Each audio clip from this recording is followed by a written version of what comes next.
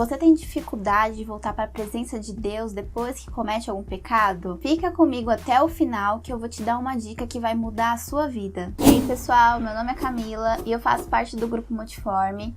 E hoje eu queria trazer um assunto muito importante para vocês, que é sobre pecado. Bom, muitas pessoas têm dificuldade de voltar à presença de Deus depois que comete algum pecado. E por mais que isso seja comum, não é normal. E eu vou te dizer o porquê. Nós cristãos temos a convicção que temos a salvação através de Jesus. Nós sabemos que Jesus morreu por nossos pecados, que através do seu sangue nós fomos lavados, que pelas suas pisaduras nós fomos sarados. E mesmo assim, quando ocorre o pós-pecado, que é depois que a gente peca, a gente insiste em não voltar à presença de Deus. E isso acontece por dois motivos, que é pela culpa e pela vergonha. O peso da culpa, ele impede que a gente se levante e volte à presença de Deus. Quando a gente se sente culpado, a gente recua. A culpa, ela traz um peso muito grande nos nossos ombros, impedindo que a gente prossiga, caminhe, peça perdão. E a vergonha é um bloqueio que cresce na nossa frente. É como se a culpa fosse uma barra de ferro que fica nos nossos ombros, e a vergonha é um muro que é construído na nossa frente e impede que a gente chegue até Jesus. E como consequência, isso traz o desânimo, e aí a gente começa a esfriar espiritualmente. Perceba que o único motivo que nos afasta de Deus é o pecado, e Deus sabe disso, mas Ele já resolveu esse problema enviando Jesus até nós. Pecar, todo mundo peca. A diferença é que quanto mais firmes e constantes estamos com Deus, menos a gente vai pecar. Mas esse abismo que abre entre nós e Deus quando a gente peca, Deus já resolveu através de Jesus. E mesmo assim, a gente insiste em postergar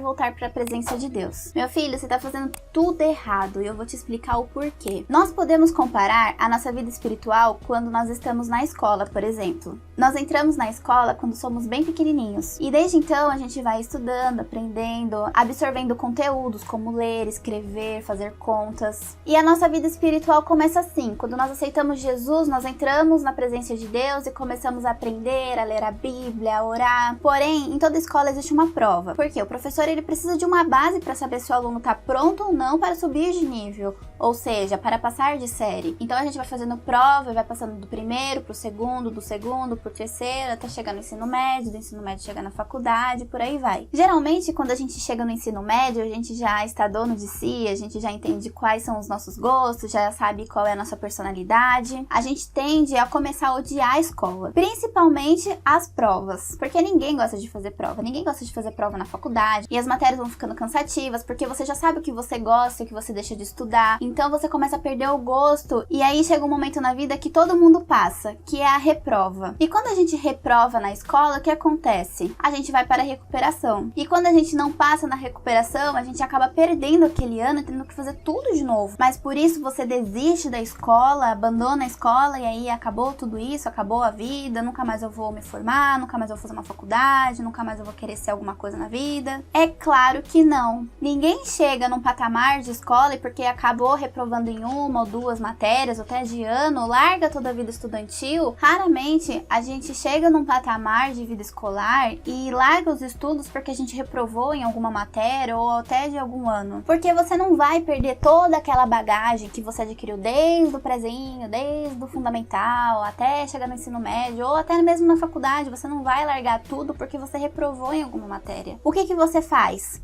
Você estuda mais para aquilo, você se dedica mais àquilo. Você errou, você não conseguiu passar, então a partir daquele momento você vai fazer o quê? Você vai pensar mais sobre aquilo, você vai estudar mais aquele tipo de matéria. Não largar tudo pro alto e se daí por aí, eu não vou mais estudar. Embora a gente tenha essa vontade, isso não acontece. A nossa vida espiritual é a mesma coisa. O problema é que a gente age com a nossa vida espiritual como se a gente fosse crente ontem. E a gente quer desistir de tudo aquilo que a gente já conquistou até aqui porque pecou. A gente precisa entender que a gente peca, mas que Deus nos perdoa, independente de qual seja o pecado. E não, a gente não deve desistir por causa da culpa e da vergonha. Muito pelo contrário, pecou? Meu filho, volta, leia mais a Bíblia, estuda, não tem como você não pecar se você desistir de tudo. É justamente o contrário. Quando a gente desiste da nossa vida espiritual, a gente tá fazendo exatamente o que o inimigo quer, abandonar a nossa vida espiritual. Mas quando você peca, se arrepende, pede perdão, Jesus te perdoa, você sente perdão completo de Deus, e aí você volta a ter comunhão com Deus, volta a ler a Bíblia, volta a orar, volta a estudar mais as coisas de Deus, aí você vai ficando cada vez melhor, mais experiente, e a chance de você errar é menor. Mas a gente faz tudo errado. Quando a gente peca, a primeira coisa que a gente faz é não voltar mais para a presença de Deus, e isso tá errado. Desse jeito a gente nunca vai conseguir evoluir, nunca vai conseguir subir de nível, vai sempre ficar naquela mesma série, ou pior, voltar pro prezinho. E muitas vezes a gente acha que o pecado é o problema da nossa vida. O pecado sim nos afasta de Deus,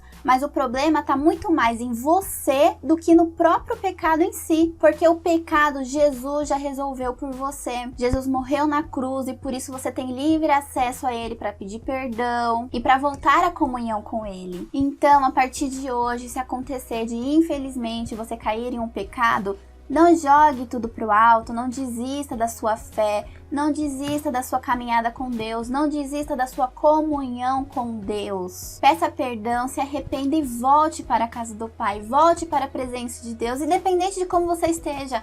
Ai, mas tá pesado, ai, mas tá doendo, ai, mas eu tô com vergonha. Volta! Deus, ele é o nosso Pai, ele entende, ele compreende. Jesus, ele veio na terra e ele se fez 100% homem, ele sabe quais são as nossas dores, ele sabe quais são as nossas feridas, ele sabe quais são as nossas fraquezas. Não se faça de vítima e não fique se escorando nas coisas com vergonha de Deus. Novamente, se arrependa, peça perdão e volte. Continue de onde você parou. Não desista, não perca tudo aquilo que você conquistou até chegar aqui. Porque Deus, ele tem coisas muito grandes pra gente lá na frente. A gente vai subindo de nível, a gente vai passando de série e quando a gente vê, nós nos formamos na faculdade, fazemos um mestrado, viramos doutores, enfim, vamos subindo porque não paramos, porque não desistimos no primeiro obstáculo, na primeira reprova, na primeira culpa ou na primeira vergonha. Insista na sua fé, persista e não desista. Então é isso, pessoal. Se você gostou desse vídeo, se ele falou com você, não deixa de se inscrever no nosso canal,